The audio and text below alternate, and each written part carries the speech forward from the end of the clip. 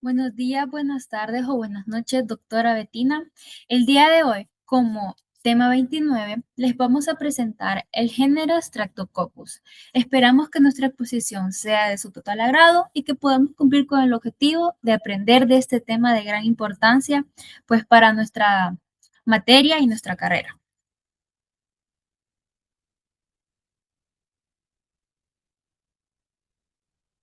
Ok, nuestra exposición está presentada por los integrantes Oslady Merixel Cortés Rodríguez, mi compañero Christopher Henry Cornejo Sorto y mi persona Ligia Valeria Cornejo Vela. Ok, los contenidos a tocar en nuestra exposición será pues que vamos a dar la descripción del género, la historia del género, la epidemiología y distribución, el reservorio, el periodo de incubación, el periodo de transmisibilidad, la susceptibilidad, el mecanismo de transmisión, la patogenia y factores de virulencia. Vamos a presentar también un cuadro clínico, especies importantes, enfermedades y manejo, diagnóstico de laboratorio, diagnóstico diferencial, tanto como tratamiento, complicaciones, prevención y control, actualizaciones y pues por último vamos a presentar lo que vendrían a ser pues las conclusiones.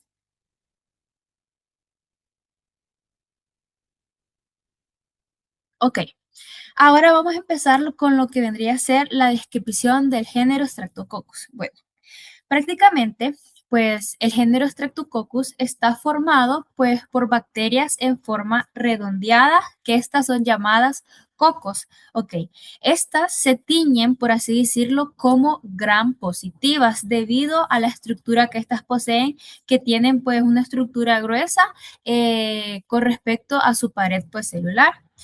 Una característica pues muy importante es que de este género es que suelen organizarse en lo que vendrían a ser cadenas o en pares y esto ocurre gracias a que pues se dividen en lo que vendría a ser un solo plano, quedando por así decirla unidas unas células con otras. Esta disposición pues prácticamente les permite diferenciarlas de lo que vendrían a ser otros cocos. Como un ejemplo y que lo hemos mencionado bastante en clase es el Staphylococcus, que también este está, por así decirlo, en forma pues de racimos. Otra pues descripción de este género es que son también pues anaeróbicos facultativos, si no me equivoco.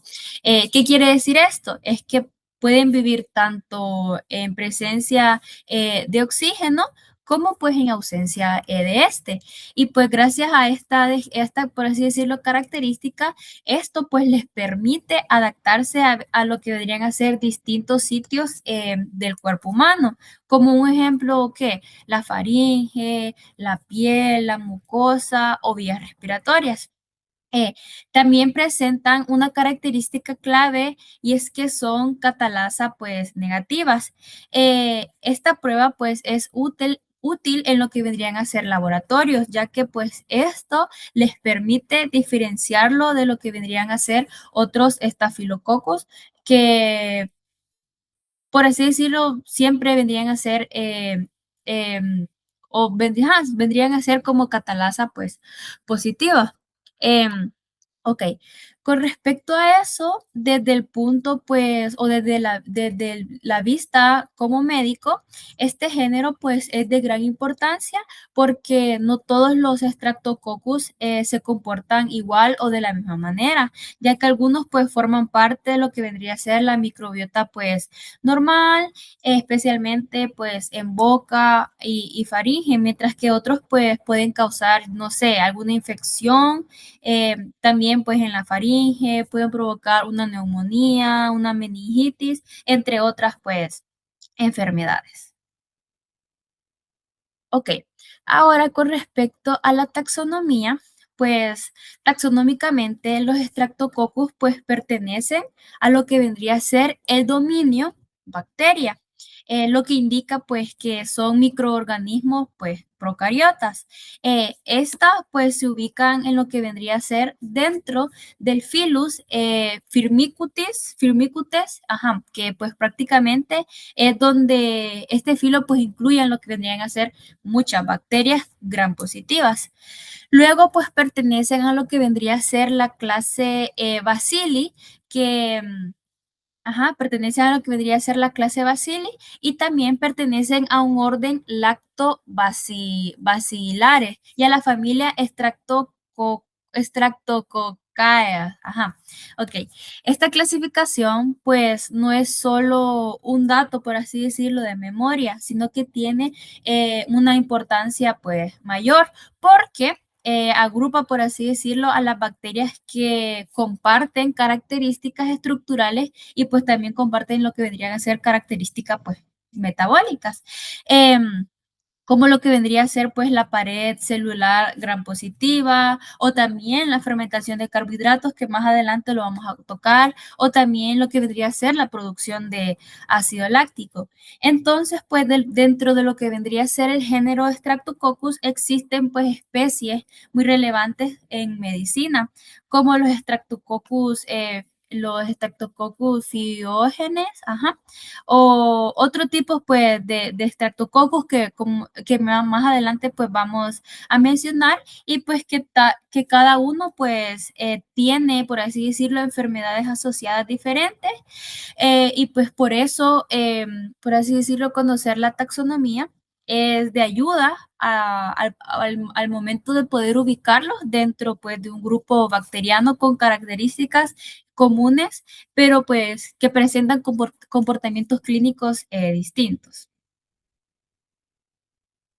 Ok, ahora vamos a lo que vendría a ser la morfología y características generales. Ok, morfológicamente, pues los estreptococos son cocos esféricos u ovoides, como podemos observar en la imagen que presentamos ahí.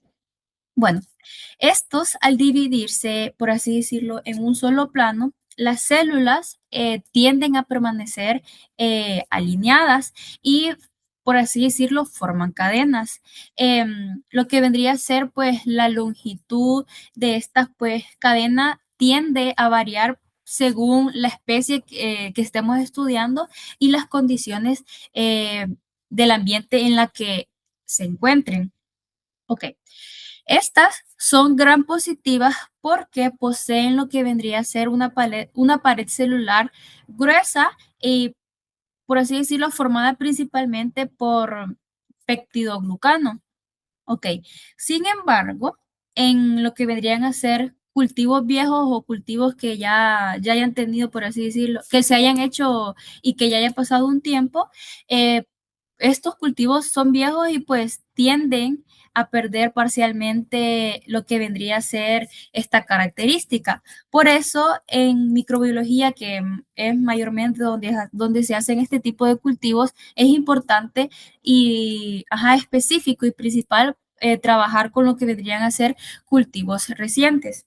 Ok.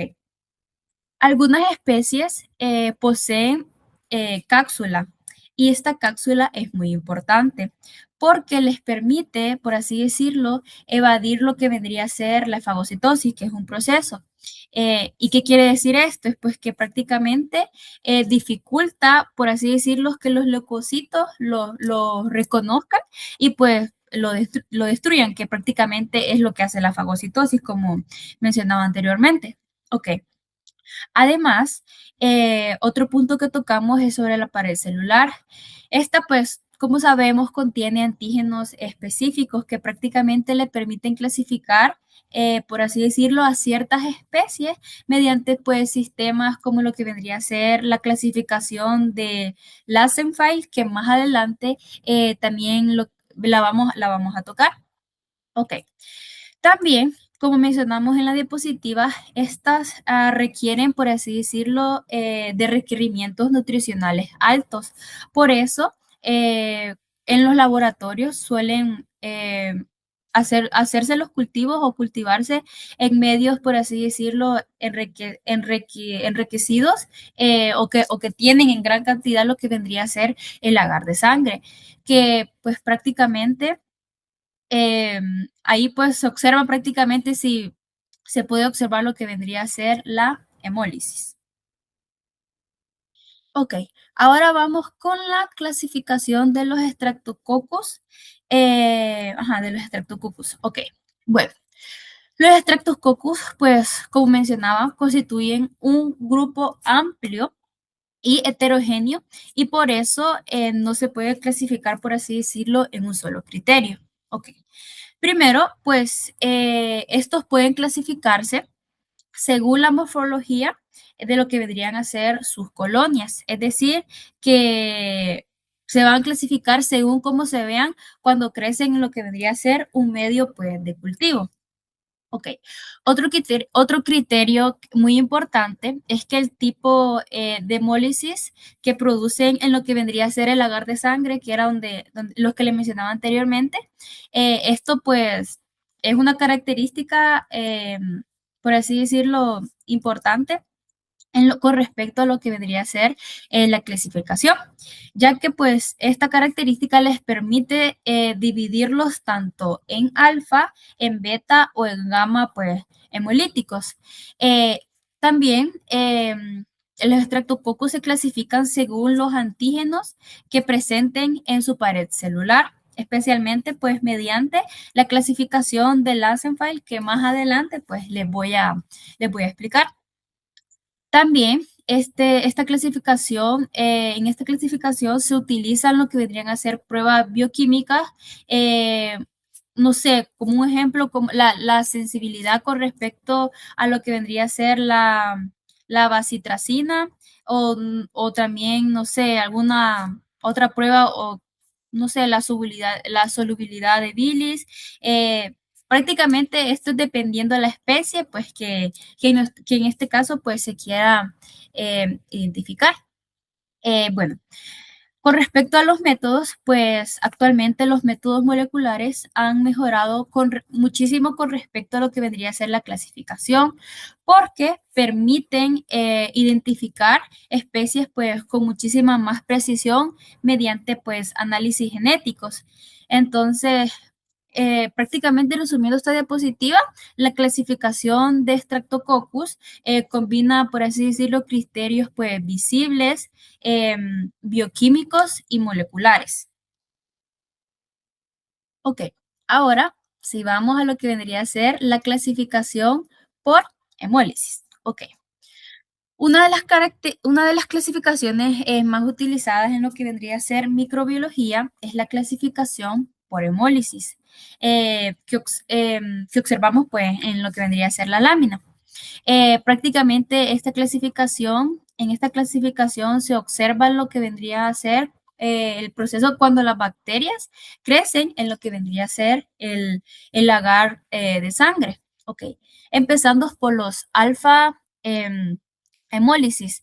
Bueno, esto pues prácticamente es una destrucción parcial, por así decirlo, de los eritrocitos. Esto pues produce lo que vendría a ser una coloración, si no mal recuerdo, verdosa alrededor de lo que vendría a ser la colonia, debido pues a cambios que presentan en lo que vendría a ser la hemoglobina. Un ejemplo importante o que es común y que hemos mencionado es el Streptococcus ¿cómo, cómo lo podría decir? El Streptococcus pneumoniae, ajá, pneumoniae. Y muchos estreptococos, pues, que tengan que ver con respecto al grupo Viridansky, o sea, que es con respecto a virus, ok. Ahora presentamos a lo que vendría a ser a los beta, pues, hemólisis, que este también es una destrucción, solo que acá ya no es parcial, sino que esta presenta lo que vendría a ser una destrucción completa de lo que son los eritrocitos. Acá pues se observa prácticamente como un halo alrededor de lo que vendría a ser la colonia y pues este tipo de hemólisis suele asociarse con lo que vendrían a ser especies muchísimo más agresivas, como los Streptococcus pyogenes, de lo que vendría a ser el grupo A, o con respecto también a los del grupo B. Ok. Como tercero tenemos a las gamma hemólisis, que esta pues prácticamente significa que no hay hemólisis visible, no hay destrucción de lo que vendrían a ser eritrocitos. Y pues prácticamente acá la bacteria pues crece y no se destruye en ningún pues medio. Y esta clasificación es importante pues porque prácticamente nos orienta y orienta a lo que vendría a ser el diagnóstico inicial. No identifica, por así decirlo, por sí sola lo que vendría a ser la especie exacta, pero ayuda, por así decirlo, a dirigirnos o a dirigir las pruebas pues posteriores que se van a hacer con respecto cuando ya pues se puede identificar qué tipo de Streptococcus puede llegar a ser, ya, pueda, pues, ya sea alfa, beta o lo que vendría a ser gamma. Ok, ahora vamos a lo que vendría a ser la clasificación de Lancefire. Ok, esta clasificación prácticamente se basa pues en la identificación de lo que vendrían a ser carbohidratos específicos presentes en lo que vendría a ser la pared celular de las células de los Streptococcus. Streptococcus, ok. Estos carbohidratos pues prácticamente tienden a actuar como antígenos, pues permitiendo agruparlos en diferentes grupos que se designan eh, en grupos desde lo que vendría a ser la letra A hasta la letra U. Sin embargo, como vemos en la lámina, no todos los grupos tienen la misma importancia clínica, ya que en los humanos los más relevantes son los del grupo A, B, C, F y G. Ok. Con respecto al grupo A, estos pues corresponden principalmente a los Streptococcus pyogenes, ok, que pues esto es uno de los que estos vendrían a ser uno de los patógenos más, pues, más importantes.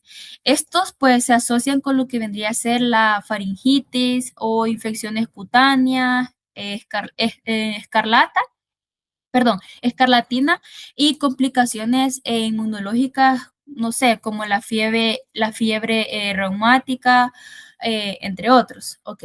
Ahora, con respecto al grupo B, estos pues corresponden a lo que vendría a ser el Streptococcus alactia, si no mal recuerdo. Estos pues tienen gran importancia en recién nacidos, ya que pueden causar sepsis y meningitis neonatal. Ok. Con respecto a los grupos C y G, estos también pues, pueden causar infecciones similares a las que presentan el grupo A.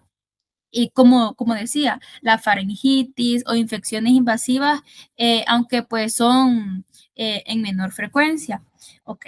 Con respecto al grupo F, pues estos están relacionados principalmente con lo que vendrían a ser infecciones oportunistas, o sea que se dan en lo que vendrían a ser en los accesos, pues, en tejidos blancos, perdón, blandos. Ok, entonces, pues, por lo tanto, esta clasificación no solo, como todas las clasificaciones, no solamente, pues, son útiles para identificar a las bacterias en lo que vendría a ser en el laboratorio, sino que también al identificar pues qué bacteria es, esto nos orienta, por así decirlo, a tener un diagnóstico clínico mucho mejor y nos ayuda también pues en el tratamiento y en las posibles evoluciones con respecto pues a la enfermedad. Ahora vamos y vamos a presentar lo que vendría a ser la historia de este género pues tan curioso y tan importante. Ok. Eh, la historia pues del género Streptococcus inicia alrededor del siglo XIX, cuando comenzaron pues a observarse bacterias, por así decirlo, con disposiciones de lo que vendrían a ser eh, cadenas, o sea, una célula con otra y así. Ok, acá Bill Rock pues fue uno de los primeros en describir describir y darse cuenta de estos cocos pues que estaban en cadena. De hecho, pues algo curioso es de que el nombre de Streptococcus proviene de lo que vendría a ser el griego strepto, que pues hace referencia a algo torcido, por así decirlo, en cadena, y coccus, que pues significa grano o esfera. Entonces, por eso es Streptococcus, que vendría a ser cadena de esfera. Ajá, entonces Streptococcus. Ok. Posteriormente, Pasteur pues reconoció lo que vendría a ser la presencia pues de estos microorganismos en casos de fiebre puerperal y pues también en una infección grave que pues que vendría a ser esta misma y que esta pues afectaba a lo que vendrían a ser mujeres después del parto, por eso fiebre puerperal. Ok, al mismo tiempo también Koch, que es otra persona, observó que pues estos microorganismos también estaban presentes en pus y eran provenientes pues de infecciones de heridas. Luego otro también que era llamado como Oxton, ajá, hizo, por así decirlo, una diferencia clave, ya que este fue el que separó los cocos agrupados de formas irregulares que prácticamente correspondían a lo que vendrían a ser los estafilococos, de los que vendrían a ser también los cocos organizados de cadenas, que estos eran los que correspondían a los Streptococcus. Más adelante, Flechen y Rochenbach obtuvieron, pues, por así decirlo, cultivos puros. Rochenbach, pues, utilizó lo que vendría a ser el nombre de Streptococcus pyogenes para referirse a todas las bacterias aisladas, pues, de lesiones supuradas, por así decirlo. Y esto fue importante, pues porque permitió relacionar a lo que vendría a ser el género, no solo pues con una forma microscópica, sino también con enfermedades humanas pues específicas. Ok. Ahora vamos con la epidemiología. Ok. Epidemiológicamente, las infecciones por Streptococcus son muy frecuentes a nivel mundial, aunque no lo crean. Eh, Según nuestro reporte y según nuestra investigación, se estiman pues millones de casos de enfermedades no invasivas pues cada año. Y pues las formas más comunes que nosotros presentamos pues son la faringitis si no mal recuerdo, creo que se dice estreptocócica, ajá, estreptocócica, y el pioderma, que es pues prácticamente pues una infección cutánea que tiene que ver con respecto a la piel. Un punto pues importante es que pues en algunas personas pueden estar, por así decirlo, colonizadas sin presentar algún síntoma. Y esto ocurre, un ejemplo es en la bucofaringe, que se presenta pues en niños sanos y también se presenta en lo que vendrían a ser adultos jóvenes. Y pues estas personas pueden llegar a actuar como portadores, por así decirlo, asintomáticos, o sea, que lo aportan pero no presentan ningún síntoma. Con respecto a la faringitis por Streptococcus, esta pues afecta principalmente a lo que vendrían a ser niños mayores de 5 y 15 años. Y esto se explica porque pues en esta etapa hay, por así decirlo, mayor exposición en escuelas y pues al estar en una mayor exposición y en este caso en escuelas, tienden a tener un contacto pues muchísimo más cercano y pues estos están en una etapa en la que su inmunidad todavía está pues en desarrollo frente pues a distintos pues serotipos de microbios, de virus, de bacterias, pues entre otros. Ok. Entonces, pues la transmisión ocurre pues principalmente La transmisión, pues, de este tiende a ocurrir, tiende, pues, por así decirlo, a transmitirse principalmente por gotitas, pues, respiratorias, especialmente, pues, ¿dónde podemos observar esto? Al hablar, al toser o estornudar.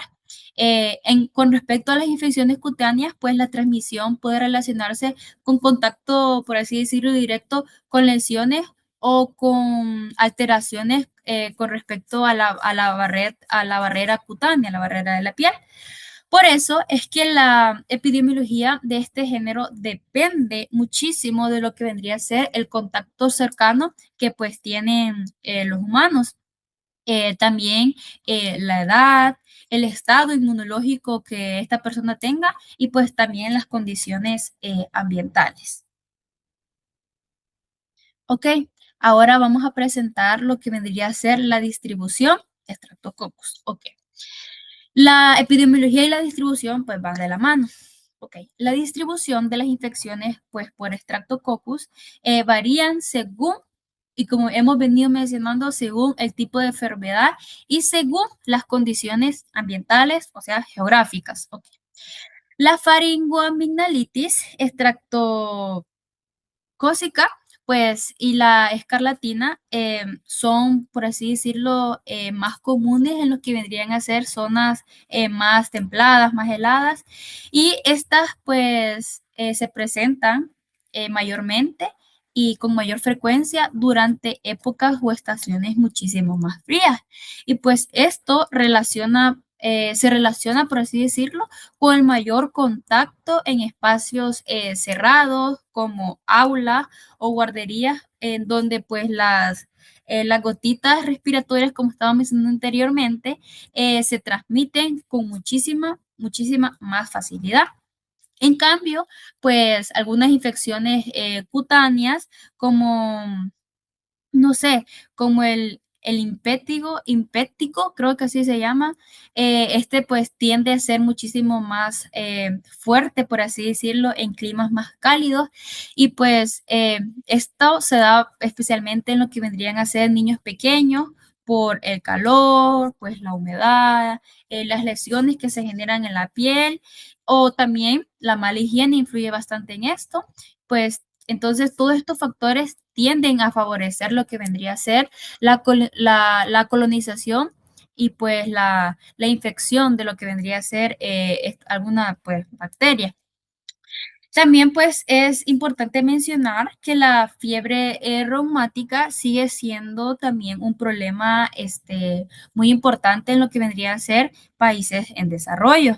Esta enfermedad aparece como una complicación, por así decirlo, eh, una complicación no supurativa después de una infección faríngea por ciertos serotipos de lo que vendría a ser el Streptococcus pyogenes.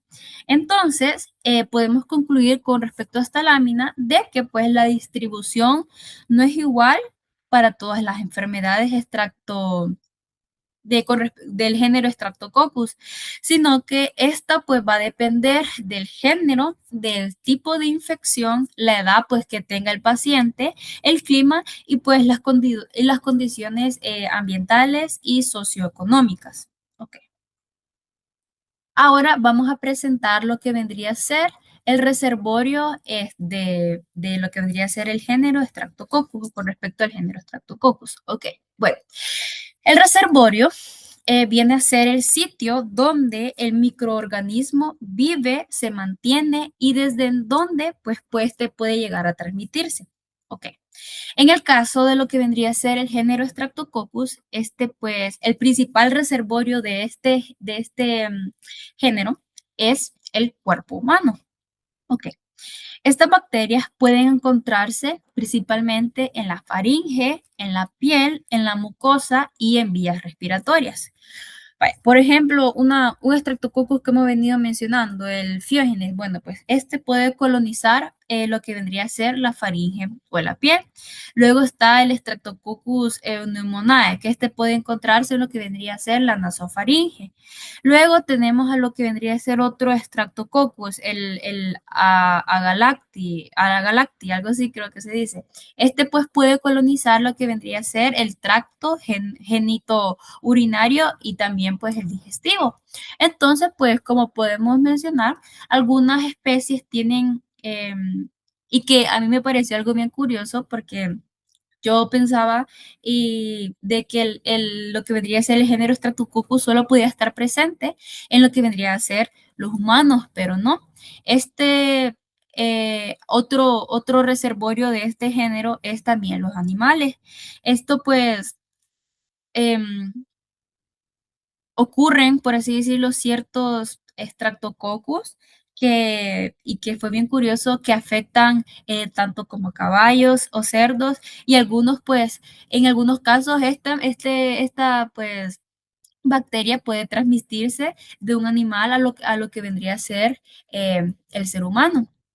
También otro reservorio del Streptococcus es el ambiente, ya que este pues, puede sobrevivir por un tiempo ilimitado en superficies contaminadas y pues no se considera principalmente su reservorio como tal, porque pues depende, por así decirlo, dependen sobre todo pues de organismos vivos pues, para mantenerse vivos, pero más sin embargo pueden sobrevivir en lo que vendría a ser el ambiente.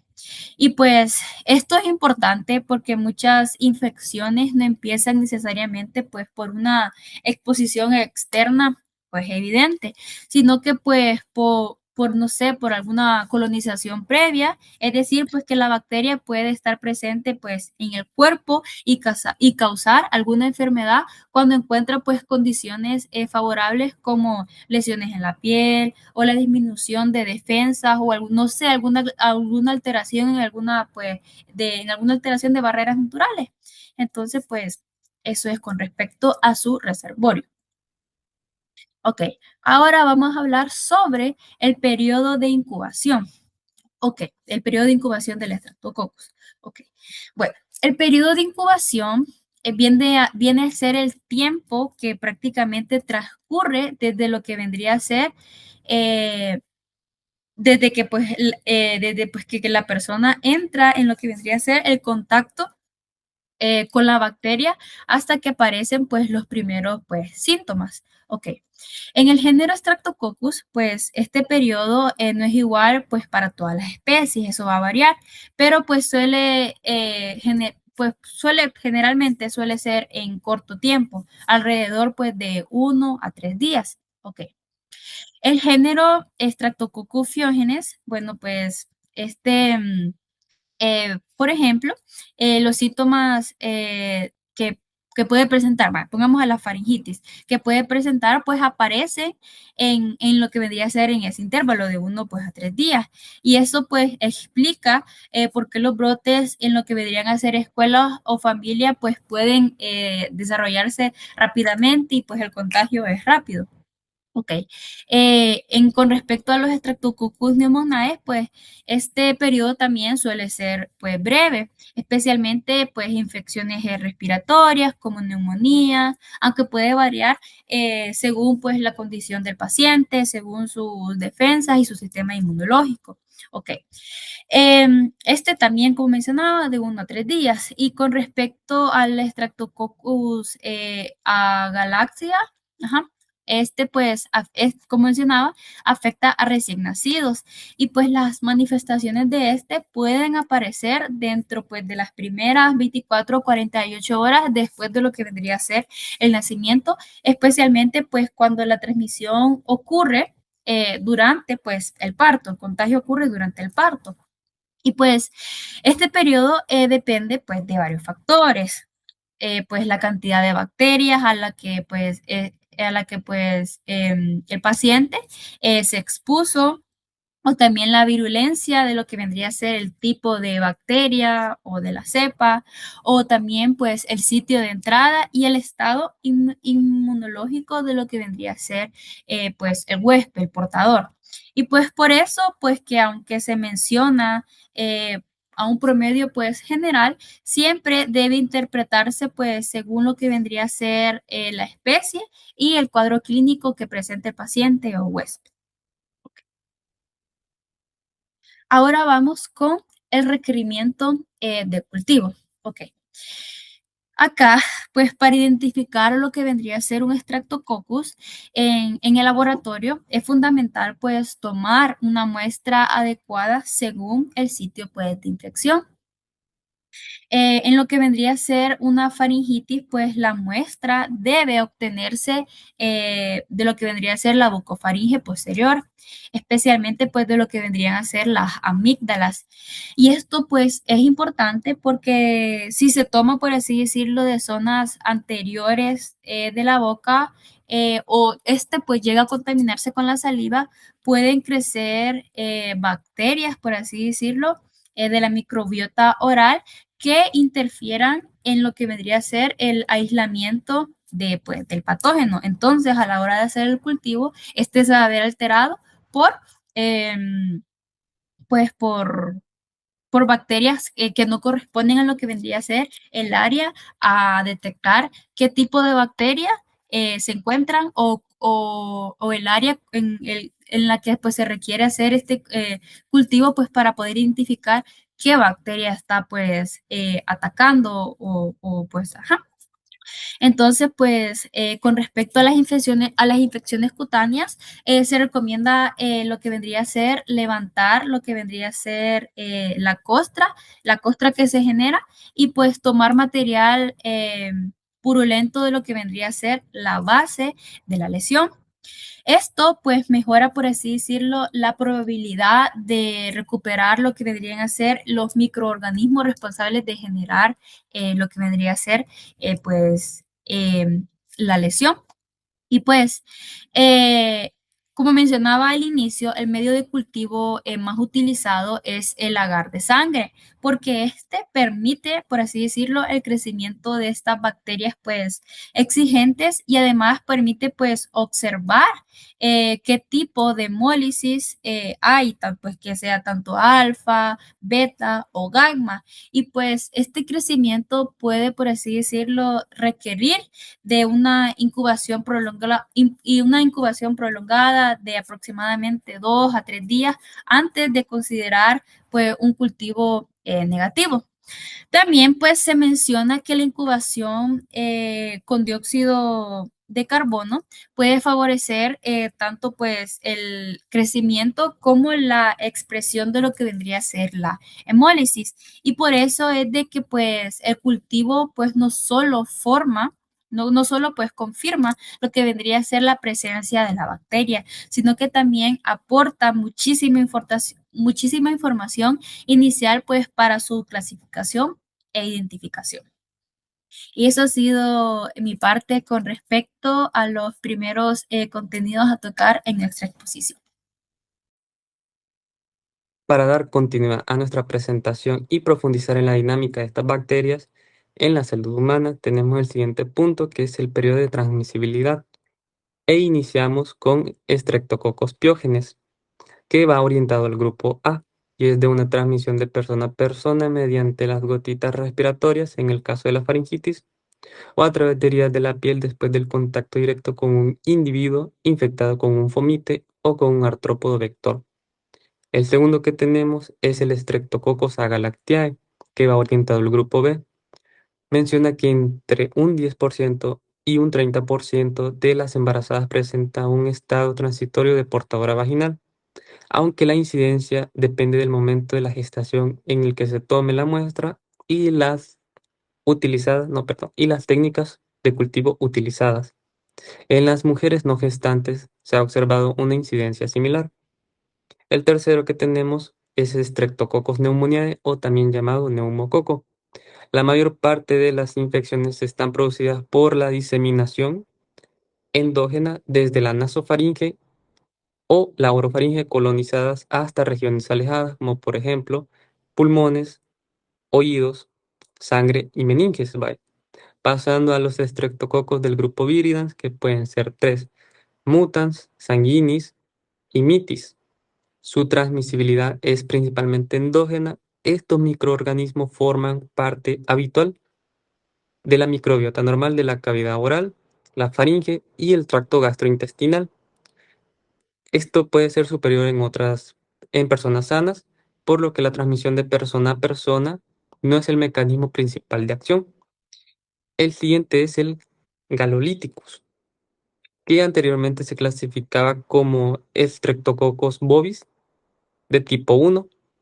Y bueno, su reservorio principal es el tracto gastrointestinal. La transmisibilidad es también endógena y menciona que la bacteria coloniza el colon de forma asintomática y accede al torrente sanguíneo cuando existen lesiones en las mucosas como adenomas, y este no se transmite de persona a persona de manera directa. Y por último, en el sexto punto tenemos a los enterococos. Su transmisibilidad es mixta, es decir, endógena como exógena, y en otras palabras es llamado también nosocomial. La flora normal del tracto gastrointestinal, la mayoría de infecciones urinarias, de heridas o de bacteriemias son de origen endógeno.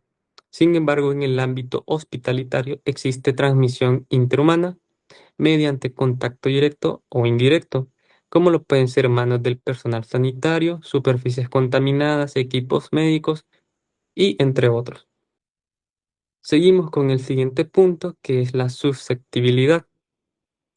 Y la susceptibilidad del piógenes, y también abarcando el Agalactiae, infecta con mayor facilidad a individuos que carecen de anticuerpos protectores contra sus antígenos de superficie. En piógenes, la protección se basa en anticuerpos dirigidos contra la proteína M. Cada serotipo, de las cuales hay más de 100 identificados, genera inmunidad duradera solo contra sí mismo, de modo de exposiciones a serotipos diferentes permiten reinfecciones repetidas de faringitis o infecciones cutáneas. Y en Agalactiae la susceptibilidad se eleva en neonatos sin anticuerpos maternos contra el polisacárido capsular y en adultos con diabetes, cirrosis, cáncer o inmunopresivos. El segundo de este punto es neumoniae. Este requiere anticuerpos específicos contra su polisacárido capsular, existiendo más de 90 serotipos. La ausencia de estos anticuerpos explica la elevada incidencia en niños menores de 2 años o adultos mayores de 65 años. También se puede dar en pacientes con asplenia funcional o anatómica. Los siguientes que tenemos son del Streptococcus del grupo Viridae, y estos colonizan de manera permanente la cavidad oral, la faringe y el tracto gastrointestinal superior. Su capacidad patógena es baja en personas sanas, pero aumenta de forma notable en pacientes con válvulas cardíacas dañadas. El segundo de este apartado son los estreptococos galolíticos. Muestra una asociación estrecha con lesiones colónicas preexistentes. Coloniza el tracto gastrointestinal de forma asintomática en la población general, pero la susceptibilidad se eleva de manera significativa cuando existen pólipos adenomatosos, adenomas o carcinoma correctal. Y por último tenemos los enterococos. Este coloniza el tracto gastrointestinal y en menor medida la vía genitourinaria. Su susceptibilidad se incrementa en entornos hospitalitarios y en pacientes con catéteres urinarios o vasculares. Ahora, continuando con la exposición, ahora nos enfocaremos en un nuevo punto que sería el mecanismo de transmisión. Y como venimos abordando todas las especies de estreptococos, iniciamos con el piógenes. Como ocurre con otros patógenos, la adhesión de superficies de mucosa es un paso o es el inicio de esta enfermedad. Junto con los pelos se han descrito una docena de adhesinas específicas que facilitan la capacidad de este estreptococo. para adherirse a las células epiteliales, como lo pueden ser de la nasofaringe, piel o de ambas. En el caso de Streptococcus agalactiae, el factor de virulencia más importante en la cápsula de polisacáridos que interfiere con la fagocitosis hasta el paciente genera hasta que el paciente genera anticuerpos específicos de este tipo. Para el tercer, para la tercera especie de Streptococcus tenemos el neumococo y su mecanismo de transmisión mencionaba que la adherencia a las células nasofaringeas implica múltiples factores. La principal relación es el efecto comunicante formado por la adhesión de las proteínas fijadoras de colina a las colinas de la pared celular y a los carbohidratos que cubren o están expuestos en la superficie de las células epiteliales del hospedador.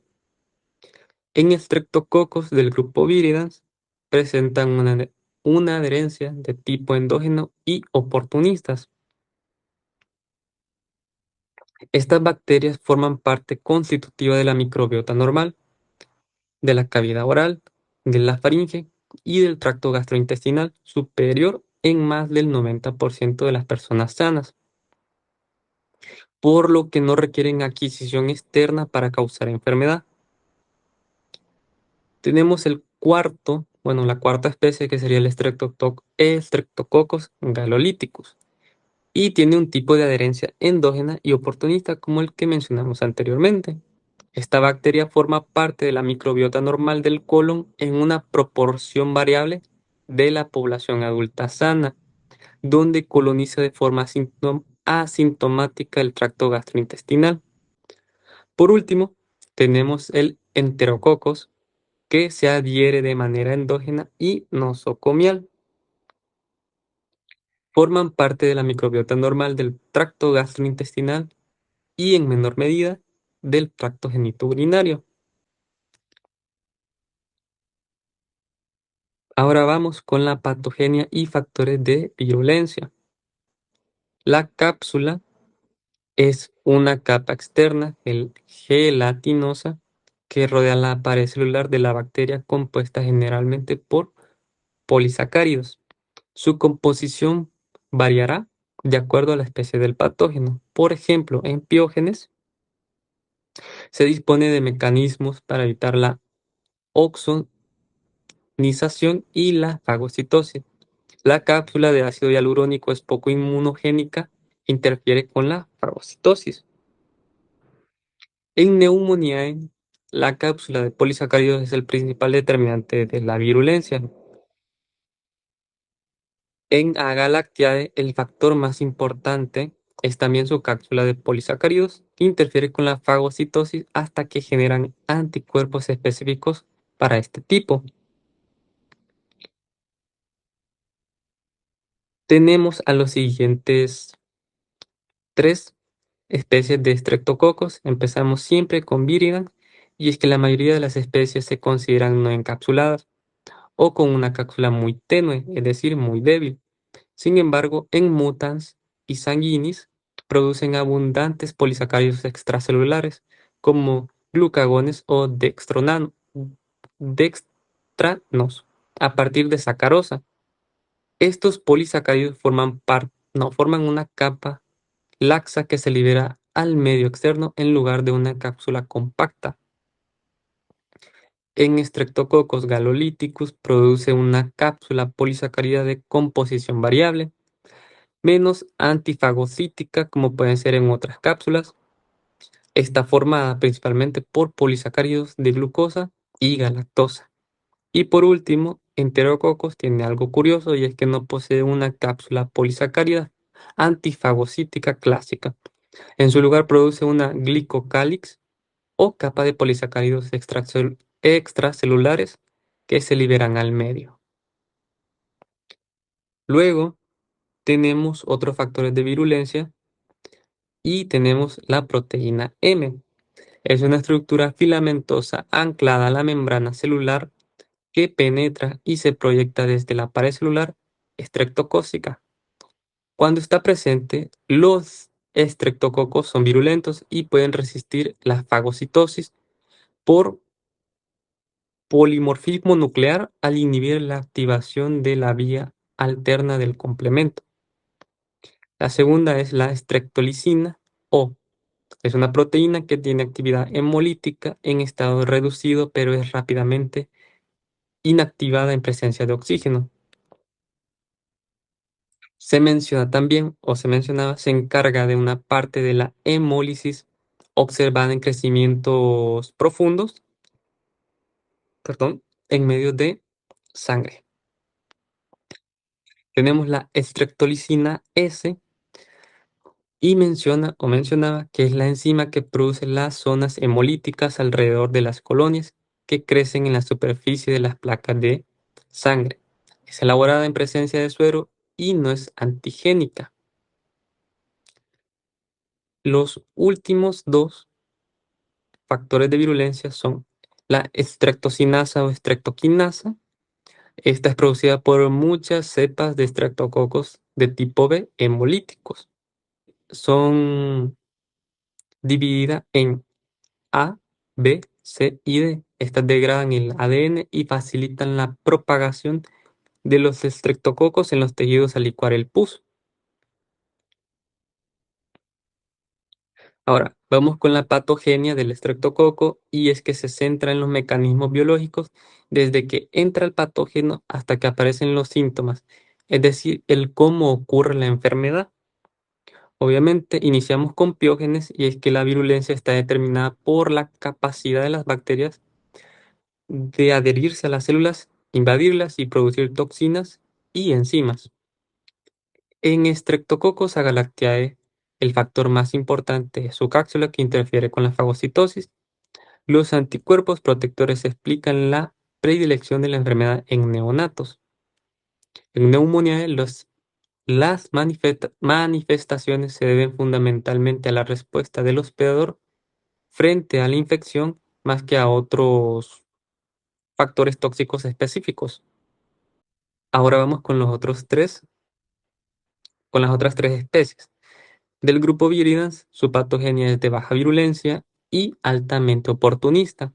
Dependen principalmente de la adherencia y la formación de las biopelículas, careciendo de toxinas potentes, y producen enzimas que generan polisacáridos extracelulares, lo que permite una fuerte adherencia a la superficie dental. Con Streptococcus galolyticus es típicamente oportunista, adquiriendo importancia patogénica cuando existe una alteración de la mucosa intestinal perdón, como pólipos o carcinomas. Y por último tenemos al enterococos. Este depende de la alteración de las defensas del hospedador. Como se menciona anteriormente, aprovecha catéteres, cirugías recientes o inmunopresivos. Su principal mecanismo es la formación de biopelículas, protegiéndose de los leucocitos y antibióticos. Revisaremos o explicaremos el cuadro clínico de las 6 especies que se han venido abordando. Empezamos claramente con piógenes y causa enfermedades estreptocócicas supurativas. Por ejemplo, la faringitis se desarrolla generalmente entre 2 y 4 días después de la exposición, con inicio brusco de dolor de garganta, fiebre y cefalea. En Agalactiae se menciona en la diapositiva que presenta principalmente dos complicaciones neonatales. Primero, la enfermedad neonatal de comienzo precoz, cuyos síntomas aparecen durante la primera semana de vida adquirida y puede ser adquirida en el útero o durante el nacimiento. La segunda, la enfermedad neonatal de comienzo tardío, que tiene un origen exógeno y se desarrolla entre una semana y 3 meses de vida. El último de este punto es neumonía o neumococo y menciona que su cuadro principal obviamente será la neumonía. Esto se produce cuando las bacterias son aspiradas y se multiplican. Se multiplican rápidamente en los alveolos, proliferando en el líquido rico en nutrientes del edema. Los últimos tres claramente. Iniciamos con Virians. Este destaca caries dentales, siendo orientado a mutans, que es el principal responsable, produciendo lesiones progresivas en el esmalte y dentina. Ahora, el penúltimo es galolíticos. Este tiene como manifestación más frecuente la endocarditis infecciosa afectando válvulas nativas. Los síntomas aparecen de forma insidiosa e incluyen fiebre, anemia y soplos cardíacos nuevos. Pueden observarse signos periféricos como petequias y a menudo se asocia a bacteriemia sin foco evidente. Y por último, tenemos enterococos. Se manifiesta predominantemente de forma nosocomial y oportunista, con infecciones como del tracto urinario, sepsis en el hospital, endocarditis en válvulas nativas o protésicas, en infecciones de heridas quirúrgicas. También se puede dar en pacientes inmunocomprometidos o en cuidados intensivos y puede ser, eh, puede ser de difícil control y con mayor riesgo de evolucionar a un shock séptico debido a su alta resistencia antimicrobiana. Y seguiría mi compañera para cerrar la exposición. Saludos, doctora. Bueno, continuando con lo que es la parte del diagnóstico de laboratorio, pues tenemos que el diagnóstico de las infecciones causadas por el género Streptococcus se basa en la integración de distintos métodos como la microscopía, el cultivo bacteriano, las pruebas de identificación bioquímica, los métodos moleculares, las muestras clínicas, incluyen el exudado faríngeo, sangre y líquido cefalorraquídeo, siendo fundamental su correcta toma para un diagnóstico preciso. Bueno, esto significa que no solo existe una sola prueba que confirme una infección, sino que se necesita combinar varios métodos. eh, por ejemplo, la microscopía nos va a dar una orientación inicial. Por ejemplo, en faringitis usamos un exudado faríngeo, mientras que en meningitis usamos el líquido cefalorraquídeo. Aquí es algo clave: si la muestra se toma mal, todo el diagnóstico puede salir mal. Siguiendo con la microscopía, bueno, la tinción gran permite observar pocos gran positivos. Estos se presentan en cadenas como Streptococcus pyogenes, Streptococcus galacteae y los del grupo Vibrans, como diplococos encapsulados. En el caso de Streptococcus pneumoniae, este método proporciona una orientación diagnóstica inicial rápida, especialmente útil en infecciones invasivas. Lo importante aquí es saber cómo se organizan las bacterias. Las cadenas son típicas del género Streptococcus, mientras que los diplococos encapsulados son características del Pneumococcus. Además, mencionar que en la cápsula del Streptococcus pneumoniae es un factor de virulencia clave, porque este le permite al Streptococcus pneumoniae evadir el sistema inmune. Aunque esta técnica no va a identificarnos una especie exacta, pero sí nos permite tomar decisiones rápidas, especialmente en infecciones graves. Entonces, en el cultivo tenemos el agar sangre a 35 a 37 grados, la beta hemólisis, que por Streptococcus pyogenes, lo que es la alfa hemólisis, que es por el neumococo, hemocultivos en infecciones graves.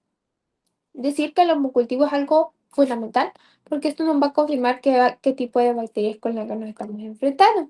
La hemólisis indica cómo la bacteria va a destruir los glóbulos rojos. La beta hemólisis es completa, porque esta más que todo suele asociarse a bacterias más agresivas como el Streptococcus pyogenes. La alfa hemólisis, esta nos va a producir un famoso color verdoso, y esta es algo típico del neumococo. Y esto es algo esencial en infecciones graves como sepsis o endocarditis, pues los hemocultivos son indispensables porque esto nos permite detectar bacterias rápidamente en sangre. Entonces tenemos las pruebas serológicas, pruebas de identificación y las pruebas serológicas. Y las pruebas de identificación son las pruebas rápidas para Streptococcus pyogenes, tienen una alta especificidad y alta sensibilidad, aunque los resultados negativos deben confirmarse con cultivos en niños. Y la PCR permite la detección rápida y sensible de la sangre, y líquido cefalorraquídeo y otras muestras siendo útiles en infecciones invasivas. En sospecha de endocarditis, los hemocultivos seriados son obligatorios. Bueno, las pruebas permiten iniciar un tratamiento de inmediato, lo cual en la práctica clínica es algo importante. Sin embargo, si son negativas, especialmente en los niños, se debe confirmar con cultivo para evitar falsos negativos. La PCR es sensible porque esta nos va a detectar el material genético de la bacteria, incluso si el paciente ya recibió antibióticos previamente. En las pruebas serológicas tenemos la anti-streptolicina O, que esta nos va a permitir evidenciar una infección reciente por Streptococcus pyogenes, elevándose entre la 1 y la tercera semana después de la infección y alcanzando su pico desde la tercera a la quinta semana. Esta viene siendo útil en fiebre reumática y glomerulonefritis por Streptococcus. La antidinasa B se utiliza como complemento, especialmente en infecciones cutáneas. Las pruebas serológicas no detectan la bacteria directamente, sino que detectan la respuesta del cuerpo y por eso estas vienen siendo útiles en complicaciones tardías como la fiebre reumática, pero no en complicaciones o infecciones agudas. Entonces, aquí en el diagnóstico diferencial, pues es importante reconocer las diferencias que pueden tener las diferentes enfermedades, diferenciándose entre la viral y bacteriana. Pues aquí tenemos, pues, para iniciar, tenemos la escarlatina, que esta se diferencia del sarampión y la rúbula porque el sarampión presenta fiebre, tos, conjuntivitis, las manchas de Koplik, que es lo que llamamos como sarpullido, eh, y mientras que la escarlatina se caracteriza por la lengua de fresa, que podemos ver en la imagen de arriba, que la imagen de arriba, que esta viene siendo una lengua de fresa. Y aquí tenemos el sarampión, que este pues es el famoso mancha de Koplik, que este es un signo característico del sarampión y que lo diferencia de la escarlatina. Y tenemos también la faringitis viral, que la faringitis viral va a presentar tos, rinorrea, conjuntivitis, a diferencia de la streptococcus streptocócica, que cursa con exudado y adenopatías dolorosas.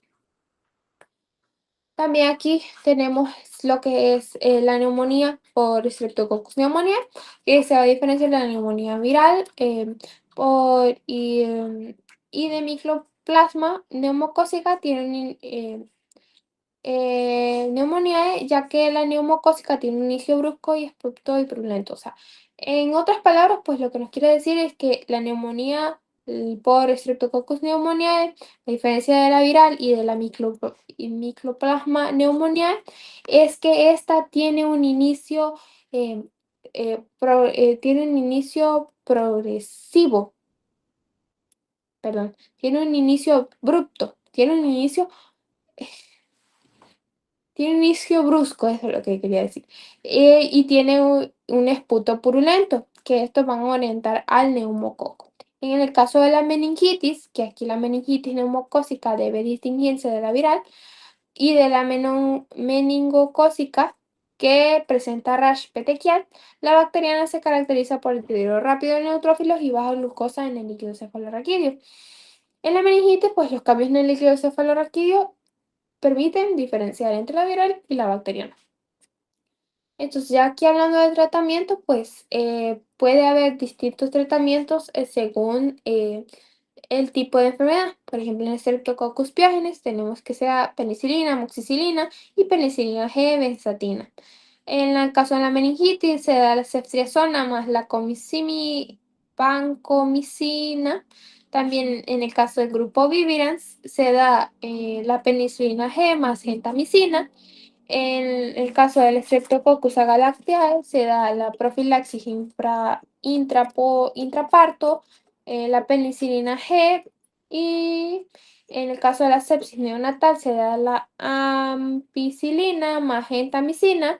En el caso de casos graves, esta se da la ceftriaxona más la citromicina, y en caso de alergias, pues se da la cefalosporina y los macrólidos, como es la citromicina, la eritromicina y la clindamicina. Entonces, aquí en resumidas cuentas, lo que podemos ver es que la penicilina son el tratamiento principal, ya que más que todo porque estas bacterias son generalmente sensibles. Entonces, En caso de alergia, pues se utilizan antibióticos alternativos, como ahí lo menciona, como los macrolides o la clindamicina. Entonces, en complicaciones, pues tenemos lo que son las supresivas. Bueno, mencionar antes que las complicaciones por Streptococcus, pues las infecciones por Streptococcus pueden causar complicaciones. Entonces tenemos las supresivas, que son por invasiones directas al tejido, que en este caso tenemos abscesos, celulitis, bacteriamidas, sepsis, endocarditis y fascitis necrotizante. Aquí en la imagen, pues nosotros podemos ver lo que es una imagen de cómo se ve una fascitis necrotizante y aquí tenemos lo que es una endocarditis. En la sistémica, pues esta ocurre más que todo cuando la bacteria se dispersa por toda la sangre. Tenemos la sepsis neonatal, que se da por el Streptococcus galactiae, la neumonía y meningitis u otitis por Streptococcus pneumoniae. Entonces aquí en esta imagen nosotros podemos ver pues una radiografía de cómo se ve una persona que tiene Streptococcus pneumoniae y pues su cultivo. También tenemos las otras complicaciones, que tenemos las tóxicas, que estas son causadas por toxinas que afectan todo el organismo, que en este caso tenemos el síndrome de shock tóxico, estreptocócico y escarlatina. Y aquí tenemos una imagen de cómo es que se ven las personas que pues tienen esta síndrome de shock tóxico. También tenemos las inmunológicas, que estas van a ocurrir por una reacción del sistema inmune, incluso después de que la infección ya pasó. Entonces, en este caso tenemos lo que es la fiebre reumática y la glomerulonefritis, que es post-estreptocócica. Entonces, ya como prevención y control, pues aquí tenemos la vacunación antineumocócica, que esta nos va a prevenir la neumonía, la meningitis y la sepsis. La profilaxis de endocarditis, que es dar amoxicilina antes de procedimientos dentales en pacientes de riesgo. El tamizaje en embarazadas, que es un cultivo que se realiza a las 35 a 37 semanas. Y la profilaxis intraparto con penicilina. La prevención de fiebre reumática, tratamiento completo de faringitis estreptocócica. Y como medidas generales tenemos pues la higiene y un diagnóstico oportuno. Pues es decir que pues el objetivo de todo esto es evitar una infección y sus complicaciones. El tamizaje en embarazadas pues nos va a permitir prevenir infecciones en el recién nacido. La vacunación nos va a reducir una posibilidad de generar infecciones graves y el tratamiento adecuado pues nos va a evitar complicaciones como por ejemplo la fiebre reumática o la glomerulonefritis. Entonces, si ya como último pues tenemos las actualizaciones que pues actualmente el diagnóstico es más rápido gracias a técnicas como la PCR. Sin embargo, el aumento de la resistencia a antibióticos es un problema grave. Entonces, por eso se dice que el uso del PCR en tiempo real y de la MATIF-TOF para identificación rápida de Streptococcus pneumoniae y Streptococcus pyogenes. El tratamiento, pues tenemos el aumento de la resistencia a antibióticos, necesidad de uso más racional, la epidemiología, cambio de serotipos en Streptococcus pneumoniae, un reemplazo de serotipos, la clínica, el incremento de infecciones invasivas por Streptococcus pyogenes. En la investigación tenemos el desarrollo de vacunas contra Streptococcus pyogenes y Streptococcus galactiae. Pues los cambios serotópicos indican que estas bacterias siguen evolucionando, lo que hace necesario continuar investigando nuevas vacunas. Bueno, eso sería todo por mi parte. Muchísimas gracias por su atención.